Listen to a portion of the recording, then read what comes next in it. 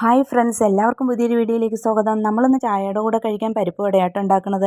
അപ്പോൾ കടലപ്പരിപ്പ് നമ്മൾ വെള്ളത്തിലിട്ട് വെച്ചിട്ടുണ്ട്. ഒരു 5-6 മണിക്കൂർ കുതിർത്ത് വെച്ചതിന് ശേഷം നമ്മൾ അതൊരു മിക്സിയിലിട്ടിട്ട് ഒന്ന് ചതച്ചെടുത്തിട്ടുണ്ട്.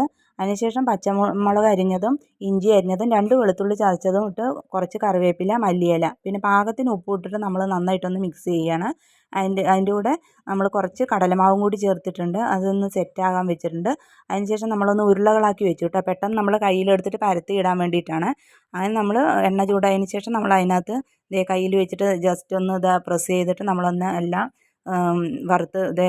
വറുക്കാൻ വെച്ചിട്ടുണ്ട് കേട്ടോ.